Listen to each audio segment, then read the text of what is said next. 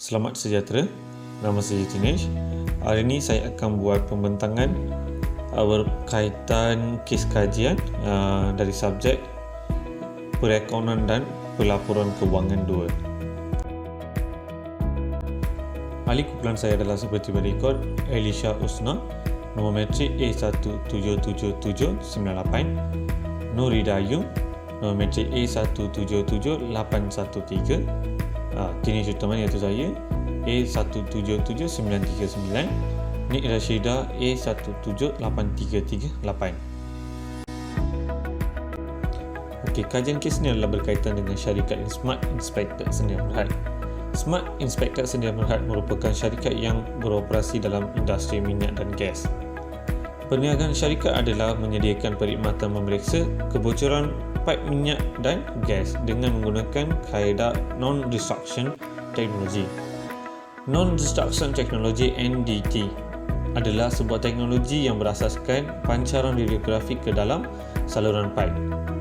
Okey, dan alat tersebut dikenali sebagai projektor radiografi. Pelanggan bagi syarikat Smart Inspector Sdn Bhd adalah terdiri daripada syarikat multinasional daripada pelbagai negara.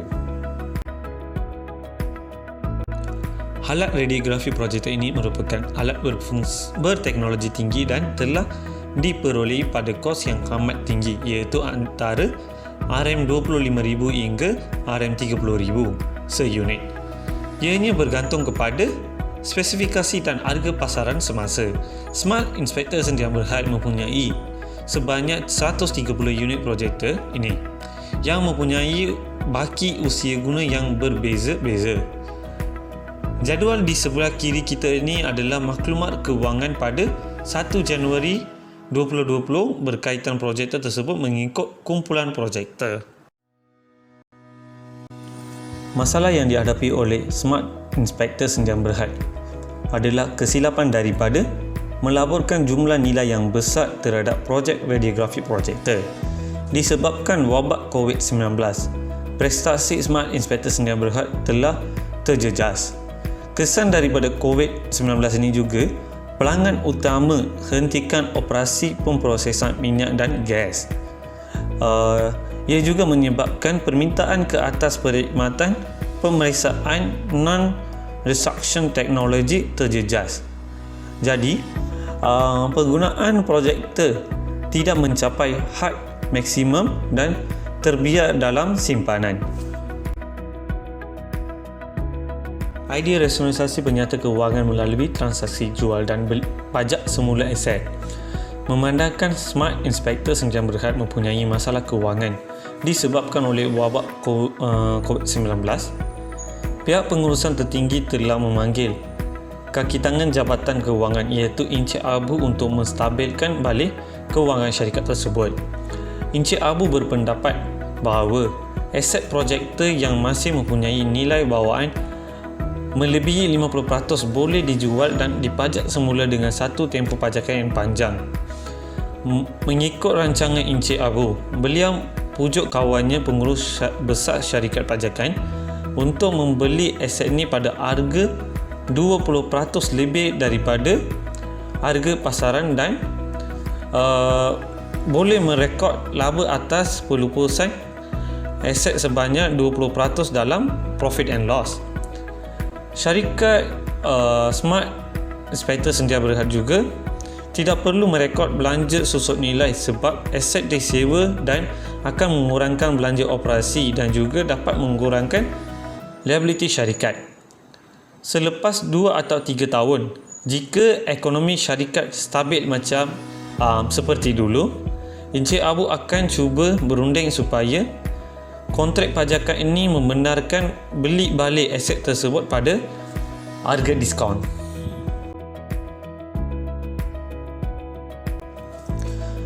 Okey, rancangan Encik Abu ini tidak menguntungkan syarikat kerana terdapat undang-undang yang harus diikuti oleh syarikatnya. Berdasarkan kes di atas, difahamkan bahawa Encik Abu selaku timbalan ketua akaunten Smart Inspector Sdn Bhd ingin membuat perjanjian jual beli dan pajak dengan pembelian semula substantif dalam tempoh tertentu setelah ekonomi pulih sedia kala. Benda ni merujuk kepada MFRS 16 jika penjual pemajak Smart Inspector Sendian Berhad melakukan transaksi tersebut dengan option pembelian balik untuk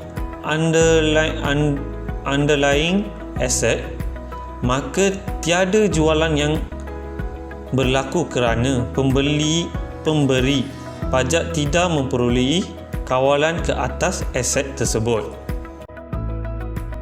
Selain itu, rancangan Encik Abu juga menuntut tambahan 20% sebagai untung penjualan atas pelupusan aset adalah tidak betul dan salah kerana transaksi itu bukan urus niaga jualan. Berdasarkan perekonomian dalam transaksi bukan urus niaga jualan adalah seperti berikut dalam slide ni. Pemindahan aset tidak akan dianggap sebagai jualan oleh penjual pemajak kerana tidak memenuhi syarat-syarat dalam MFRS 15 untuk diambil kira sebagai penjualan aset. Okey, yang kedua adalah penjual pemajak akan meneruskan perekodan aset di dalam bukunya, bukan buku pembelian, dan juga merekod sebagai liability kewangan yang sama dengan hasil pemindaan. Yang ketiga adalah penjual pemajak memperhitungkan transaksi sebagai transaksi pembiayaan. Okey, yang keempat adalah penjual pemajak menurunkan liability kewangan dengan pembayaran yang dibuat setelah menolak bahagian yang dianggap sebagai bunga. Okey, yang kelima dan terakhir adalah berdasarkan perekonomian dalam transaksi. Sekiranya berlaku perekonomian dalam buku pembeli pemajak, dia tidak boleh mencatat aset di dalam buku-bukunya, melainkan dia perlu membuat aset kewangan yang setara dengan memindahkan hasil. Berdasarkan prosedur perekonomian yang dijelaskan di atas mengikut MFRS 16, halangan bagi Encik Abu adalah mengenai pembayaran pajak akan lebih rendah daripada susun nilai adalah salah kerana penjual pemajak perlu menjelaskan pembayaran pajakan berkala dan juga perbelanjaan susun nilai kerana aset tersebut masih ditunjukkan dalam buku penjual pemajak. Itu akan menjadi beban kerana perbelanjaan meningkat 2 kali ganda yang biasanya tidak akan memihak kepada organisasi. Merujuk kepada MFRS 16, terdapat banyak syarat pendedahan yang perlu dipatuhi oleh syarikat penjual pemajak seperti berikut. Yang pertamanya adalah sebab untuk melakukan transaksi jual beli dan sewa beli. Yang kedua adalah terma dan syarat utama jual beli dan sewa beli. Yang ketiga adalah kesan aliran tunai urus niaga jual beli dan sewa beli. Oleh kerana syarat pendedahan yang disebut di atas, halangan Encik Abu untuk menyembunyikan transaksi tersebut tidak akan berasas kerana pendedahan itu adalah wajib yang jelas dapat melihat dan ditandatangani oleh pengurus syarikat tersebut. Oleh itu, rancangan Encik Abu selaku timbalan ketua akauntan sama sekali tidak disenangi oleh syarikat kerana ianya adalah halangan seperti yang ditentukan oleh MFRS 16. Encik Abu juga perlu memfokus kepada keperluan MFRS 15 yang perlu dipenuhi.